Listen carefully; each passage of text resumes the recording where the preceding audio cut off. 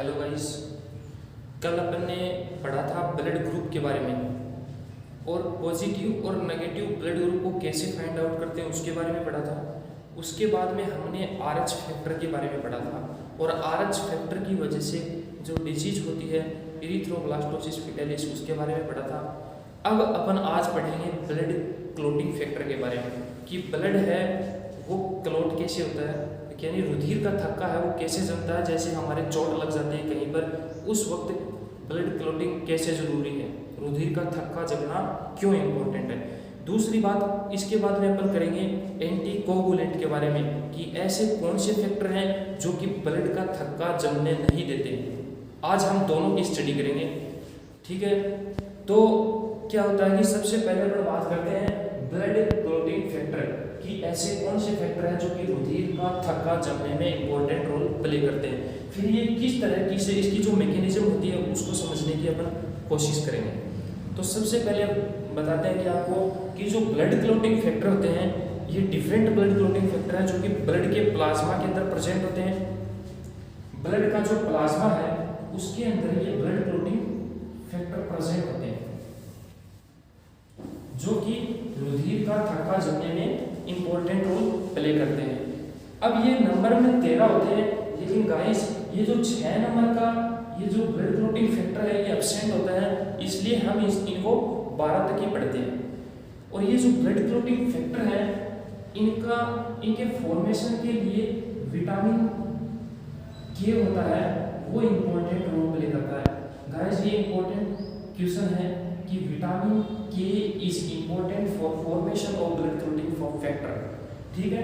और ये जो विटामिन के होता है इसकी फॉर्मेशन होती है गाइस वो लीवर में होती है। ये इंपॉर्टेंट क्वेश्चन है कि विटामिन के है वो ब्लड क्लोटिंग फैक्टर की फॉर्मेशन के लिए इंपॉर्टेंट रोल प्ले करता है और विटामिन के की फॉर्मेशन है वो लीवर के अंदर होती है, यकृत के अंदर होती है।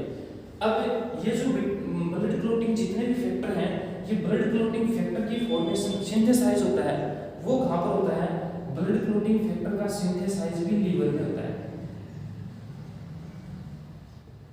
कहां पर होता है, लीवर में होता है। एक्सेप्ट कैल्शियम, कैल्शियम को छोड़ देंगे। एक तो ये एक्सेप्ट होता है, इसका मतलब तो होता है छोड़ना, और ये एक एक्सेप्ट ये होता है और इसका मतलब होता है स्वीकार करना। तो अपन पढ़ेंगे कि जितने भी ब्लड क्लोटिंग फैक्टर हैं उनकी सिंथेसाइज होता है वो लीवर के अंदर होता है एक्सेप्ट कैल्शियम, कैल्शियम को छोड़ करके। अब बात आती है कि कैल्शियम का सिंथेसाइज कहां पर होता है, तो सर आपको बता दूं कि कैल्शियम का सिंथेसाइज होता है वो अपने बोन के अंदर और इंटेस्टाइन के अंदर होता है, इंटेस्टाइन के अंदर होता है। ये जो ब्लड क्लोटिंग फैक्टर है जब हमारी बॉडी के अंदर कहीं पर चोट लग जाती है तो केस कार्ड में अंदर के अंदर अरेस्ट होते हैं और वहां पर उस ब्लड को रोकने की कोशिश करते हैं। अब अपन स्टडी करते हैं कि ये ब्लड क्लोटिंग फैक्टर है ये कौन कौन से होते हैं इसके बारे में।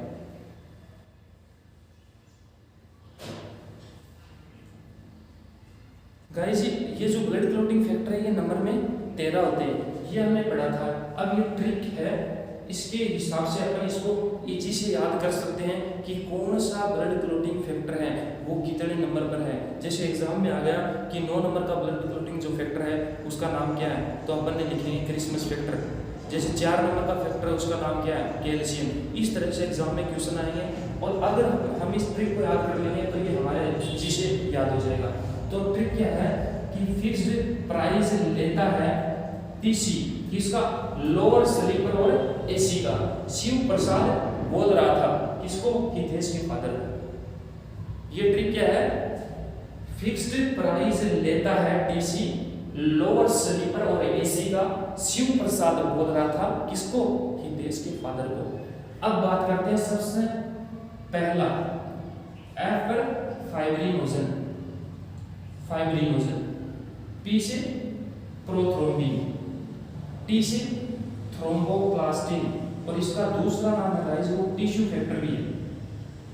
सी से 4 नंबर पर कैल्शियम, एल से पढ़ेंगे लेवाइल फैक्टर और 6 नंबर का जो ब्लड क्लोटिंग कौन सा ब्लड क्लॉटिंग फैक्टर है जो कि एब्सेंट होता है, वो होता है 6 नंबर का।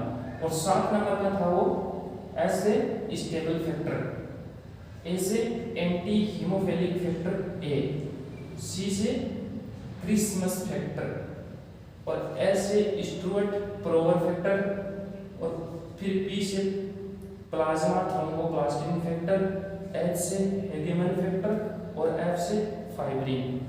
ये गाइस जितने ब्लड क्लॉटिंग फैक्टर हैं इसको इजी से याद करने की ट्रिक है। आप इसको स्क्रीनशॉट मार लीजिएगा या फिर इसको राइट डाउन कर लीजिएगा। अब अपन बात करते हैं इसकी मैकेनिज्म की कि ये जो ब्लड क्लॉटिंग फैक्टर है जब हमारी बॉडी में कहीं पर कट लग जाता है उस समय ये अपना रोल कैसे प्ले करते हैं, तो वो मैकेनिज्म अब अपन समझने की कोशिश करते हैं।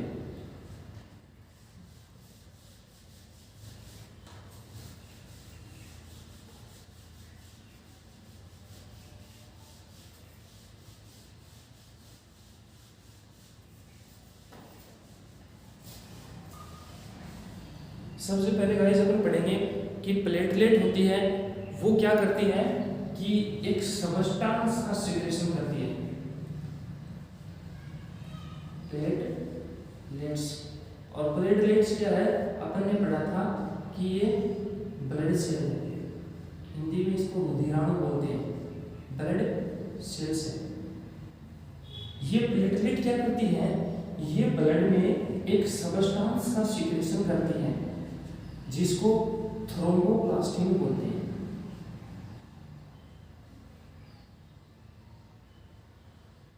जिसको क्या बोलते हैं, थ्रोम्बोप्लास्टिन।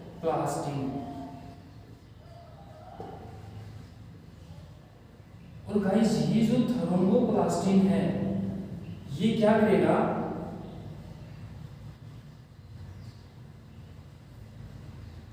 थ्रोम्बोप्लास्टिन है ये कैल्शियम के साथ, कैल्शियम की प्रेजेंस में क्या करेगा, कैल्शियम की प्रेजेंस में प्रोथ्रोम्बिन को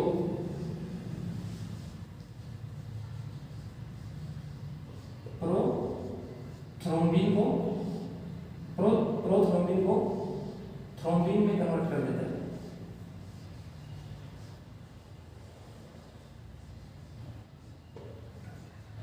थ्रोम्बिन में कन्वर्ट कर देता है। और गाइस ये जो थ्रोम्बिन है ये क्या करेगी, फाइब्रिनोजन को फाइब्रिन में कन्वर्ट कर देता है।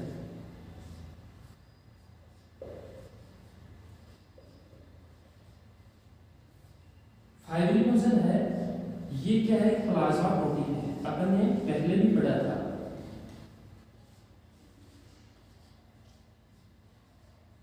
जो क्या होती है, इनसोल्यूबल होती है।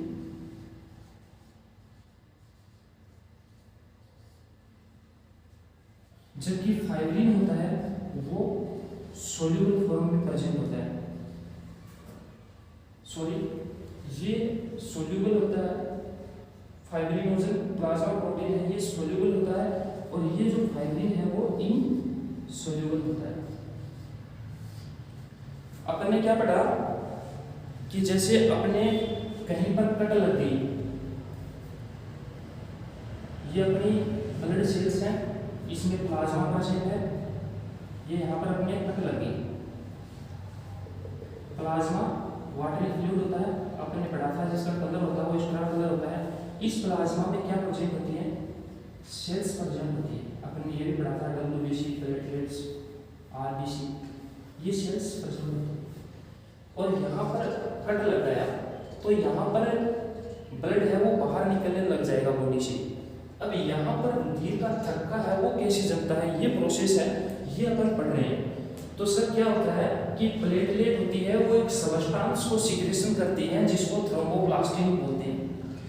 थ्रोम्बोप्लास्टिन कैल्शियम की प्रेजेंस में प्रोथ्रोम्बिन को थ्रोम्बिन में कन्वर्ट कर देता है, और थ्रोम्बिन होता है वो फाइब्रिनोजन को फाइब्रिन में कन्वर्ट कर देता है।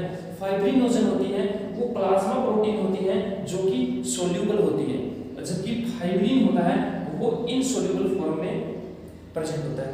अब गाइस अब बात करते हैं कि ये यहाँ पर क्या रोल प्ले करते हैं। अपन ने पढ़ा कि फाइब्रिन है वो क्या थी, इनसोल्यूबल। ये क्या करेगी कि ये एक जाली की संरचना निर्माण करेगी, ऐसी एक जाली का निर्माण करेगी। कहां पर, यहां पर फाइब्रिन ऐसी एक जाली का निर्माण कर देती है। और जब ये जाली का निर्माण होगा तो ये जो ब्लड बाहर निकल रहा था इसमें क्या था, ये ब्लड सेल्स थी, डब्ल्यूबीसी भी थी, प्लेटलेट्स भी थी और आरबीसी भी थे। ये इस जाली के अंदर फंस जाएंगी, ये इस जाली के अंदर फंस जाएंगी और एक पपड़ी की फॉर्मेशन कर लेगी, जिसकी वजह से ब्लड है वो बाहर नहीं आएगा और धीरे धीरे यहाँ पर एक ब्लड का क्लॉट की फॉर्मेशन हो जाएगी और फिर यहाँ पर एक स्टेबल प्लग की फॉर्मेशन हो जाएगी और रुधिर का थक्का जम जाएगा और आगे है जो ब्लड है वो बॉडी से बाहर नहीं आएगा।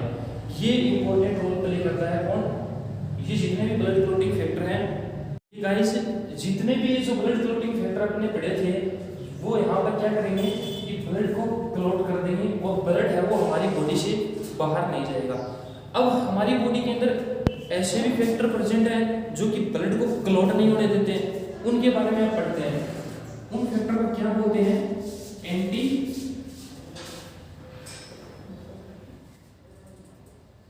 कोगुलेंट।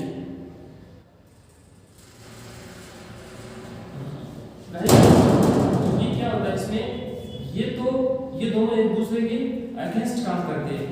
ये तो ब्लड का थक्का जमाने में इंपॉर्टेंट रोल प्ले करते हैं और ये ऐसे होते हैं जो कि ब्लड के थक्के को जमने नहीं देते हैं, यानी क्लॉट को होने नहीं देते हैं। और ये होते हैं क्या करते हैं, ब्लड के क्लॉट को कर देते हैं। अब ये दोनों ही हमारी बॉडी के लिए भी इंपॉर्टेंट है।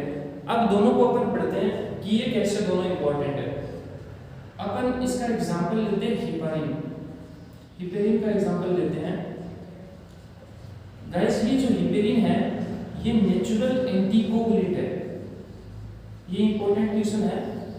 नेचुरल एंटीकोगुलेंट जो कि ब्लड के अंदर थक्का जमने नहीं देते हैं, एम्बोलिज्म या थ्रोम्बस की फॉर्मेशन नहीं होने देते हैं। ये क्या करते हैं कि ये जो ब्लड वेसल्स हैं इसके अंदर प्रेजेंट किसी भी प्रकार का थ्रोम्बस या एम्बोलिज्म की फॉर्मेशन नहीं होने देते हैं। लेकिन गाइस एक क्वेश्चन हमारे मन में ये आता है कि ये जो हिपेरिन है ये अपना फंक्शन यहाँ पर क्यों नहीं करता है, फिर यहाँ पर कैसे ब्लड का क्लॉट हो जाता है।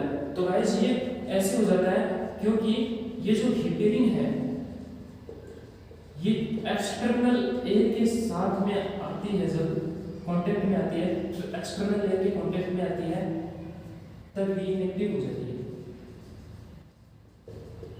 इस वजह से ये यहाँ पर अपना जो फंक्शन है वो परफॉर्म नहीं कर पाती है।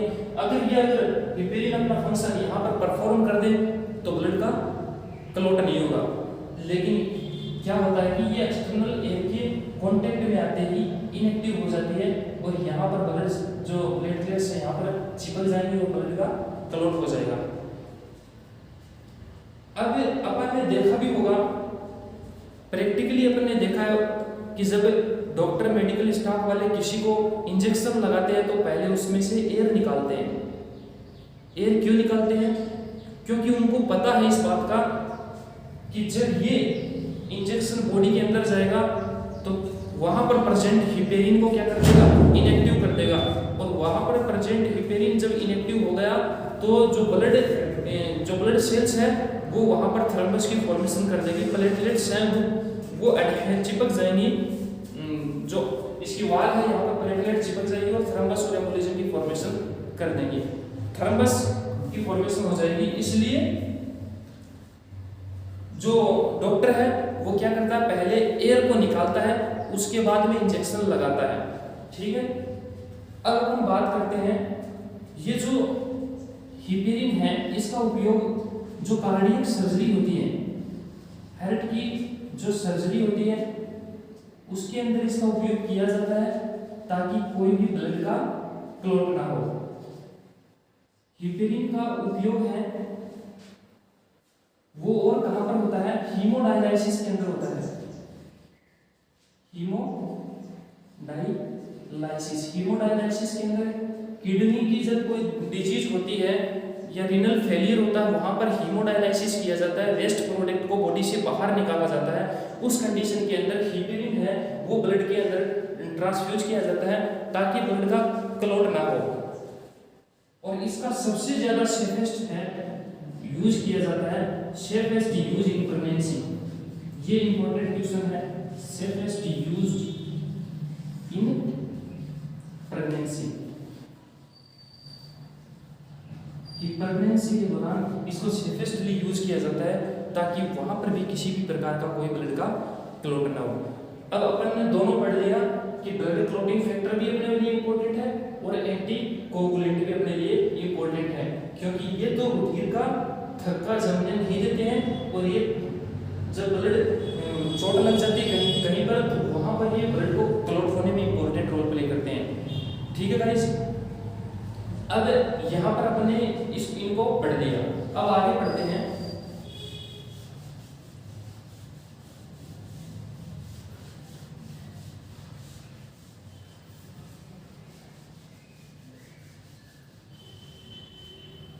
ये अपना जो ब्लड था यहाँ पर कंप्लीट हो जाता है। अब अपन ने को क्या पढ़ना है कि इंपॉर्टेंट जो क्वेश्चन है वो जो एग्जाम के अंदर आए हुए हैं और जिनके आने की ज़्यादा संभावना भी है वो पढ़ते हैं अपन। तो सर क्वेश्चन ये बनता है कि कौन सी ब्लड सेल्स हैं जो कि रुधिर का थक्का जमने में इंपॉर्टेंट रोल प्ले करती हैं। तो कौन सी है, प्लेटलेट्स। ये इंपॉर्टेंट क्वेश्चन आता है, जबकि अपने को पता है कि जो आरबीसी होती है वो अपने बॉडी के अंदर सबसे ज्यादा मात्रा के अंदर प्रेजेंट होती है और डब्ल्यूबीसी होती है वो अपनी बॉडी के अंदर डिफेंस मैकेनिज्म का काम करती है, हमारी बॉडी को फॉरेन पार्टिकल से बचाने का काम करती है। जबकि प्लेटलेट होती है वो ब्लड क्लॉटिंग के अंदर इंपॉर्टेंट रोल प्ले करती है। दूसरा क्वेश्चन आता है कि कौन सा तत्व है जो कि ब्लड के क्लॉट के अंदर इंपॉर्टेंट रोल प्ले करता है। तो अपन को पता है कि कैल्शियम जो कि 4 नंबर का ब्लड क्लॉटिंग फैक्टर था, ये इंपॉर्टेंट रोल प्ले करता है ब्लड के क्लॉट होने के अंदर। और कौन सी विटामिन है जो कि ब्लड के क्लॉट होने के अंदर इंपॉर्टेंट रोल प्ले करती है। तो बात करते हैं विटामिन के। तीनों ही इंपॉर्टेंट क्वेश्चन है एग्जाम के अंदर आ सकते हैं कि कौन सी ब्लड सेल्स होती हैं जो कि ब्लड को क्लॉट होने में इंपॉर्टेंट रोल प्ले करती है। हमें प्लेटलेट लिखना है, कौन सा तत्व है धातु है कैल्शियम लिखना, और कौन सी विटामिन है तो विटामिन के लिखना है। ठीक है गाइस, अब अपन और इंपॉर्टेंट क्वेश्चन पढ़ते हैं जो कि एग्जाम के अंदर आने के बहुत ज्यादा चांस है। हर कॉम्पिटिटिव एग्जाम के अंदर इनको देखने के अंदर मिलता है और उसके बाद में अपना ब्लड है ये कंप्लीट हो जाएगा। आरबीसी में से क्या क्वेश्चन आने के ज़्यादा चांसेस होते हैं वो अपन देखते हैं कि सबसे पहली बात है कि जो आरबीसी की शेप होती है वो पढ़ते हैं। ये क्वेश्चन इंपॉर्टेंट है, आरबीसी की शेप होती है वो कैसी होती है, बाइकॉन्केव और डबल शेप। इसके बाद में जो लाइफ स्पान होती है आरबीसी की वो कितने दिनों की होती है, कि यानी हमारी बॉडी के अंदर आरबीसी है उसका हीमोलाइसिस हो जाता है। हीमोलाइसिस अपन ने पढ़ा था कि लाइसिस का मतलब ब्रेक डाउन होता है, हीमो का मतलब ब्लड सेल, कि ये जो ब्लड सेल्स होती है आरबीसी होती है इनका ब्रेक डाउन हमारी बॉडी के अंदर कितने दिनों के अंदर हो जाता है। तो ये क्वेश्चन बहुत ही ज्यादा इंपॉर्टेंट है कि 120 दिनों के अंदर हमारी बॉडी के अंदर आरबीसी का डिस्ट्रॉय हो जाता है, हीमोलाइसिस हो जाता है। और ये क्वेश्चन इंपॉर्टेंट है कि आरबीसी का जो हीमोलाइसिस की जो प्रोसेस होती है वो कहाँ पर पूरी होती है, वो स्प्लीन के अंदर होती है। स्प्लीन को अपन प्लीहा भी बोलते हैं। स्प्लीन के अंदर गाइस स्प्लीन को हम क्या बोलेंगे, graveyard of RBC. Important question for exam purpose. Graveyard का मतलब होता है कब्रिस्तान, शमशान घाट। अब क्वेश्चन क्या आता है कि आरबीसी का कब्रिस्तान किसे कहते हैं? प्लीहा, स्प्लीन, ठीक है। और स्प्लीन के अंदर कितना ब्लड स्टोर होता है? वो 240 से 350 ml ब्लड है, वो स्प्लीन के अंदर स्टोर होता है।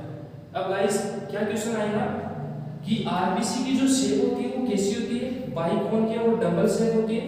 आरबीसी की लाइफ स्पैन 120 दिन होती है और 120 दिन के बाद में आरबीसी का डिस्ट्रॉय हीमोलाइसिस होने लग जाता है। कहां पर? स्प्लीन के अंदर। सो स्प्लीन को क्या बोलते हैं? ग्रेवयार्ड होता है आरबीसी, यानी कब्रिस्तान आरबीसी का स्प्लीन या प्लीहा को बोला जाता है। स्प्लीन के अंदर 240 से 350 ml ब्लड का स्टोर होता है। अब यहां तक अपन ने क्वेश्चन पढ़े, आगे पढ़ते हैं।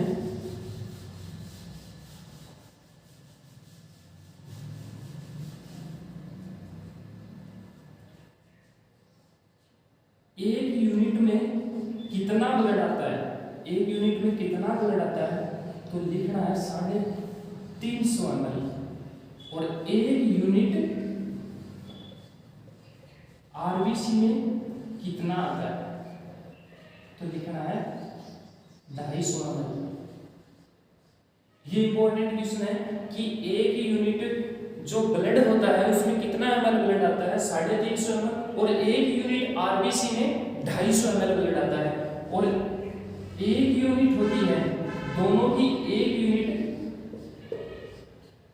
कितना हीमोग्लोबिन हमारी बॉडी के अंदर बढ़ा देती है कि एक यूनिट ब्लड जैसे ही अपने ट्रांसफ्यूज किया तो कितना ब्लड बढ़ाएगी? 1 ग्राम पर डीएल हीमोग्लोबिन है, हीमोग्लोबिन है वो बढ़ जाएगा हमारी बॉडी के अंदर। एक यूनिट ब्लड है वो कितना ग्राम हीमोग्लोबिन को बढ़ा देता है? 1 ग्राम पर डीएल डेसीलीटर हीमोग्लोबिन हमारी बॉडी के अंदर ज्यादा हो जाएगा, चाहे तो वो एक यूनिट टोटल ब्लड हो या फिर एक यूनिट आरबीसी हो। हीमोग्लोबिन कितना बढ़ेगा? 1 ग्राम। अब बात करते हैं मेल के अंदर हीमोग्लोबिन होता है वो कितना होता है? ये जो हीमोग्लोबिन होता है ये मेल के अंदर कितना होता है? 14 से 16.5 ml पर डीएल। और फीमेल के अंदर हीमोग्लोबिन कितना होता है? 12 से 14 ml पर डीएल। हीमोग्लोबिन का अगर मीनिंग देखें तो अपन क्या होगा? हेम का मतलब होता है आयरन और ग्लोबिन होती है वो प्रोटीन होती है। इसका मतलब गाइस क्या होता है कि आयरन की मात्रा मेल में ज्यादा होती है, किसकी तुलना में? फीमेल की तुलना में। इसी वजह से फीमेल को जैसे एक पड़ता है, एक लगता है, मुक्का लगता है तो उसको ज्यादा दर्द होता है, और किसकी तुलना में? मेल की तुलना में। क्यों? क्योंकि आयरन का लेवल है वो मेल के अंदर फीमेल की तुलना में ज्यादा होता है। इसी वजह से मेल को जब कहीं पर चोट लगती है उसका दर्द होता है वो फीमेल की तुलना में उसको कम होता है। यहाँ तक हमने गाइस पढ़ा। इसके बाद आगे देखते हैं। ये क्वेश्चन बहुत ही इंपॉर्टेंट है एग्जाम की दृष्टि से। आरबीसी होते हैं, आरबीसी का मैच्योरेशन होता है। मैच्योरेशन ऑफ आरबीसी, आरबीसी का मैच्योरेशन होता है वो किसकी प्रेजेंस में होता है? Folic acid and vitamin B12. ये क्वेश्चन बहुत ही ज्यादा इंपॉर्टेंट है कि आरबीसी का मैच्योरेशन होता है वो किसकी प्रेजेंस में होता है?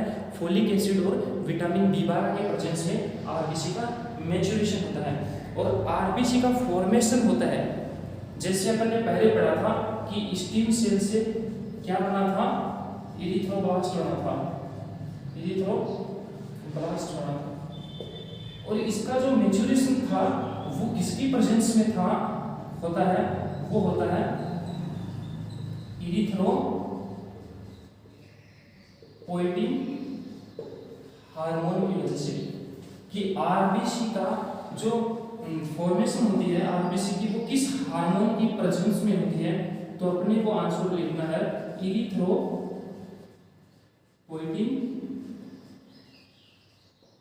हार्मोन। इरिथ्रोपोइटिन जो हार्मोन होता है वो कहां से सीक्रेट होता है, अगर ये क्वेश्चन आ जाए तो अपने को लिखना है juxtaglomerular cell of kidney. Kidney की जो जस्ट्रा ग्लोब्यूलर सेल होती है वहां से इरिथ्रोपोइटिन हार्मोन का निर्माण होता है। ये अपन ने यहां तक पढ़ा। और नॉर्मल जो रेंज होती है अपन ने आरबीसी की वो भी देख लेते हैं। नॉर्मल रेंज होती है वो 450 से 5.5 मिलियन पर mm क्यूब होती है। कि नॉर्मल जो रेंज होती है आरबीसी की वो 4.5 से 5.5 मिलियन पर mm होती है। अगर इसका लेवल आरबीसी का लेवल 4.5 से कम हो गया तो उस कंडीशन को इरिथ्रोसाइटोपिनिया बोलते हैं। जहां पर लेवल कम होगा वहां पर पीनिया वर्ड आगे लग जाएगा, इरिथ्रोसाइटोपिनिया। और जहां पर 5.5 से ज्यादा इसका लेवल हो जाता है उस कंडीशन को बोला जाता है इरिथ्रोसाइटोसिस। अपन ने क्या पढ़ा कि आरबीसी का जो मैच्योरेशन होता है वो विटामिन बी12 और फोलिक एसिड की प्रेजेंस में होता है। और जब फॉर्मेशन होता है आरबीसी का तो वो इरिथ्रोपोइटिन हार्मोन की प्रेजेंस में होता है, जो कहां से सीक्रेट होता है juxtaglomerular cell of kidney.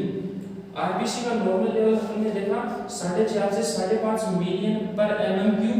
अगर इसका लेवल 4.5 से कम हो गया उस कंडीशन को इरिथ्रोसाइटोपिनिया बोलते हैं। अगर इसका लेवल 4.5 से ज्यादा हो गया उसको इरिथ्रोसाइटोसिस के नाम से जाना जाता है। ये अपन ने यहाँ पर इंपॉर्टेंट क्वेश्चन पढ़ा।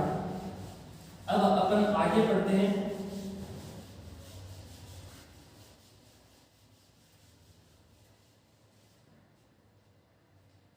डब्ल्यूबीसी, जिसका दूसरा नाम है ल्यूकोसाइट। और आरबीसी का जो दूसरा नाम था वो इरिथ्रोसाइट। ल्यूकोसाइट अब ये क्या काम करता है, ये हमारी बॉडी के अंदर डिफेंस मैकेनिज्म का काम करता है, डिफेंस का काम करता है। डिफेंस का मतलब समझे तो अपन, जैसे हमारी आर्मी नेवी एयरफोर्स होती है वो डिफेंस के अंदर आती है। वो क्या काम करती है, वो जो भी मतलब अदर कंट्री के जो भी पीपल हैं या जो एनिमी है वो अपनी कंट्री के अंदर आते हैं तो उनको मारने का काम करती है, उनको रोकने का काम करती है। तो ये जो डब्ल्यूबीसी है ये भी डिफेंस मैकेनिज्म का काम करती है। मतलब हमारी बॉडी के अंदर कोई भी माइक्रो ऑर्गेनिज्म इंटर करता है, चाहे वो बैक्टीरिया हो, चाहे वो वायरस हो, चाहे वो फंगल हो, चाहे वो पैरासाइट हो, कोई भी हो, उनको मारने का काम करती है कौन, डब्ल्यूबीसी। तो डब्ल्यूबीसी हमारी बॉडी के अंदर इंपॉर्टेंट रोल प्ले करते हैं। अगर इसका नॉर्मल लेवल देखते हैं, डब्ल्यूबीसी का नॉर्मल लेवल होता है वो 4000 से 11000 सेल पर mm क्यूब होता है। 4000 से 11000 सेल पर mm क्यूब होता है। अपन ने पढ़ा कि अगर लेवल अगर इसका कम हो गया तो आगे क्या लगाना है, पीनिया। तो ल्यूकोसाइटोपिनिया क्या हो जाएगा, ल्यूकोसाइटोपिनिया, ल्यूकोसाइटोपिनिया के नाम से जाना जाता है। और अगर इसकी काउंट है वो 11000 से ज्यादा हो गई तो ल्यूकोसाइटोसिस के नाम से जाना जाता है।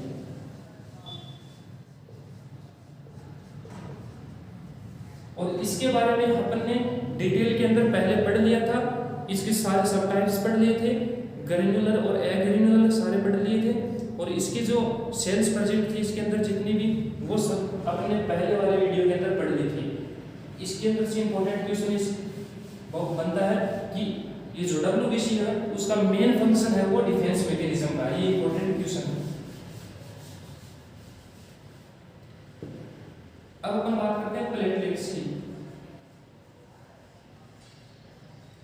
प्लेटलेट्स के बारे में अपन ने पढ़ लिया था, और इसका दूसरा नाम है वो थ्रोम्बोसाइट है, और इसका अगर मेन फंक्शन पूछे तो क्या होता है, coagulation of blood, coagulation of blood, कि ब्लड के कोगुलेट होने में, रुधिर का थक्का जमने में प्लेटलेट है वो एक इंपॉर्टेंट रोल प्ले करती है। अब इसका जो नॉर्मल जो रेंज होती है प्लेटलेट की, वो अपन देखते हैं। नॉर्मल जो लेवल होता है वो कितना होता है, वो 1.5 से 3 लाख सेल पर mm क्यूब होता है इसका नॉर्मल लेवल। अगर 1.5 लाख से इसकी काउंट कम होगी हमारी बॉडी के अंदर तो क्या होगा, थ्रोम्बो, अपन ने क्या बताया था कि पीनिया लगाना है आगे, और इसके जो नाम था वो पीछे रख देना है, थ्रोम्बोसाइटोपिनिया, थ्रोम्बोसाइटोपिनिया। अगर 1.5 लाख से इसका काउंट है वो कम हो गई बॉडी के अंदर तो उस कंडीशन को क्या बोलेंगे, थ्रोम्बोसाइटोपिनिया। और अगर 3 लाख से ज्यादा इसकी काउंट होगी तो इस कंडीशन को बोलेंगे थ्रोम्बोसाइटोसिस। ये इंपॉर्टेंट क्वेश्चन है जो अपने प्लेटलेट्स के बारे में पढ़ा। इसका जो मेन फंक्शन है वो क्या लिखना है, कोगुलेशन ऑफ ब्लड, और नॉर्मल रेंज अपन ने पढ़ ली। तो गाइस अपनी आज यहाँ तक की क्लास पूरी होती है। अब आएंगे फर्दर क्लास के अंदर नए जोश के साथ। और जाने से पहले आपको बता दें कि इंसान जब मेहनत करता है तो अकेला होता है, इंसान मेहनत करता है तो अकेला होता है, सफलता में पूरी दुनिया उसके साथ होती है।